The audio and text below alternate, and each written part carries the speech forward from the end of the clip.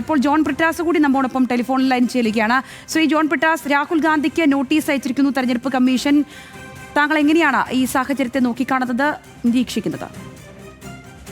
തെരഞ്ഞെടുപ്പ് വോട്ടർ പട്ടികയെക്കുറിച്ചും തെരഞ്ഞെടുപ്പ് സംവിധാനത്തെക്കുറിച്ചും രീതികളെക്കുറിച്ചും തെരഞ്ഞെടുപ്പ് കമ്മീഷനെക്കുറിച്ചും വ്യാപകമായി ദേശവ്യാപകമായി ഉയർന്നിരിക്കുന്ന ആക്ഷേപങ്ങളെക്കുറിച്ച് പ്രതികരിക്കാതെ രാഹുൽ ഗാന്ധിക്ക് ഒരു നോട്ടീസ് നൽകിക്കൊണ്ട് ഇതേക്കുറിച്ച് ഉയരുന്ന എല്ലാ രോഷങ്ങളെയും എല്ലാ പ്രതിഷേധങ്ങളെയും അങ്ങോട്ട് മറയ്ക്കാമെന്നുള്ള ഒരു വ്യാമോഹത്തിലാണ് തെരഞ്ഞെടുപ്പ് കമ്മീഷൻ.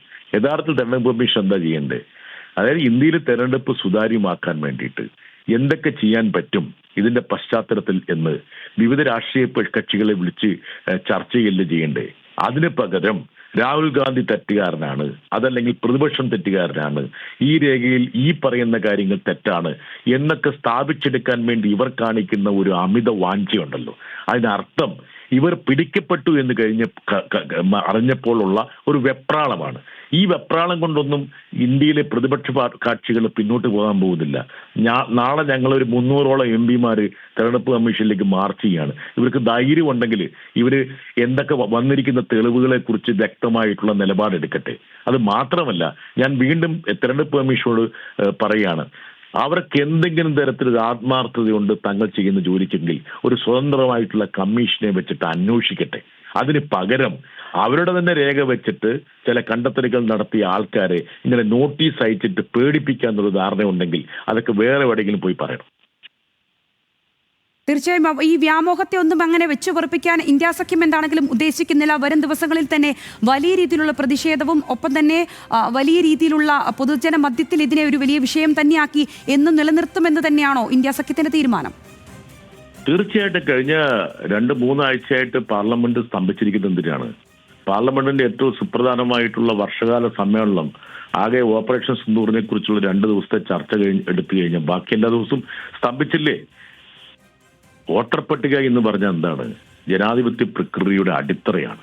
ആ അടിത്തറയിൽ ശോഷണം വന്നു കഴിഞ്ഞാൽ പിന്നെ ജനാധിപത്യ പ്രക്രിയക്ക് എന്തെങ്കിലും സാങ്ക്ടിറ്റി ഉണ്ടോ, സാധുതയുണ്ടോ? ഇല്ലല്ലോ. അപ്പൊ അതുകൊണ്ട് നമ്മുടെ തെരഞ്ഞെടുപ്പ് രംഗം മലീമസമായി കഴിഞ്ഞാൽ, കളങ്കപ്പെട്ട് കഴിഞ്ഞാൽ നമ്മുടെ ജനാധിപത്യ പ്രക്രിയയാണ് അട്ടിമറിക്കപ്പെടുന്നത്. ഇവിടെ നമ്മുടെ ഇന്ത്യയുടെ അയൽ സംസ്ഥാനമായിട്ടുള്ള ബംഗ്ലാദേശിൽ എന്താ നടന്നെന്നറിയില്ലേ? അവിടെ തെരഞ്ഞെടുപ്പുകൾ അട്ടിമറിച്ച് ഒരു ഭരണാധികാരി അധികാരം നിലനിർത്തിയപ്പോൾ ജനങ്ങൾ തെരുവിലേക്ക് ഇറങ്ങി. അവസാനം ആ ഭരണാധികാരിക്ക് അവിടുന്ന് പലായനം ചെയ്യേണ്ടി വന്നു. ഇവിടെ ഇന്ത്യയിൽ ഇപ്പോൾ വന്ന് താമസിക്കുന്നുണ്ട്, എവിടെയാണ് നൂല് ആൾക്കാർക്കറിയില്ല. അപ്പം ഈ ഒരു സ്ഥിതിയിലേക്ക് ഒരു രാഷ്ട്രത്തെ തള്ളിയിടരുതെന്ന് ജനങ്ങൾക്കുള്ള സംശയങ്ങൾ ദൂരീകരിക്കാൻ വേണ്ടിയിട്ട് തെരഞ്ഞെടുപ്പ് കമ്മീഷൻ മുമ്പോട്ട് വരണം.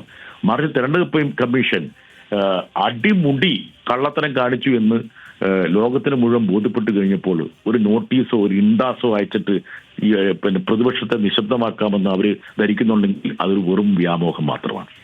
മാത്രമല്ല, ഇക്കാര്യത്തിൽ പ്രധാനമന്ത്രി കാമാന്നൊരക്ഷരം മിണ്ടുന്ന സാഹചര്യവും നമ്മൾ കണ്ടില്ല. അതൊക്കെ ഇന്നൊരു പ്രതികരണമൊക്കെ പ്രതീക്ഷിച്ചതാണ്. പക്ഷെ ഇത്രയധികം ദിവസങ്ങളായിട്ടും ഈ കാര്യങ്ങളൊക്കെ വായുവിൽ വലിയ രീതിയിൽ നിൽക്കുമ്പോഴും ഒരക്ഷരം പ്രധാനമന്ത്രിയും മിണ്ടിയില്ല. പ്രധാനമന്ത്രി മിണ്ടാത്തതിന് കാരണം എന്ന് വെച്ചാൽ ഇവർ ചെയ്യുന്ന ഈ കൊള്ളരുതായ്മയുടെ ഒക്കെ ഗുണഭോക്താവ് അതേവല്ലേ? കഴിഞ്ഞ ലോക്സഭാ തെരഞ്ഞെടുപ്പിൽ 400 സീറ്റ് കിട്ടുമെന്ന് പറഞ്ഞിട്ട് അവസാനം കിട്ടി 240. മര്യാദയ്ക്കാണ് തെരഞ്ഞെടുപ്പ് നടന്നെങ്കിൽ 200 സീറ്റ് കിട്ടുമായിരുന്നോ? അദ്ദേഹം പ്രതിപക്ഷത്താകില്ലായിരുന്നോ? പ്രതിപക്ഷത്തായിരുന്നെങ്കിൽ നരേന്ദ്രമോദിയുടെ അവസ്ഥ എന്താകുമായിരുന്നു? അദ്ദേഹം ഇതുപോലെ നിൽക്കുക. അപ്പൊ സ്വാഭാവികമായിട്ട് ഈ കള്ളത്തരത്തിന്റെ ഒക്കെ ഏറ്റവും പ്രധാനപ്പെട്ട ഗുണഭോക്താവും ഉപഭോക്താവും ഇതിന്റെ സ്ഥിരാകേന്ദ്രവും അദ്ദേഹം ആവുമ്പോൾ അദ്ദേഹം മിണ്ടില്ല. പക്ഷെ ജനങ്ങൾക്ക് ഈ പറയുന്ന തെരഞ്ഞെടുപ്പ് കമ്മീഷനെ കുറിച്ചും വോട്ടേഴ്സ് പട്ടികയെക്കുറിച്ചും തെരഞ്ഞെടുപ്പ് രീതിയെക്കുറിച്ചുമൊക്കെയുള്ള സംശയങ്ങൾ ദൂരീകരിക്കാൻ വേണ്ടി തെരഞ്ഞെടുപ്പ് കമ്മീഷൻ ബാധ്യസ്ഥമാണ്. അതിന് അവർ സന്നദ്ധമാണോ എന്നാണ് രാജ്യം ഉറ്റുനോക്കുന്നത്. ശരി, വളരെയധികം നന്ദി ശ്രീ ജോൺ ബ്രിട്ടാസ്. ഈ അവസരത്തിൽ നമ്മളോട് പ്രതികരിച്ചതിന് വളരെയധികം നന്ദി.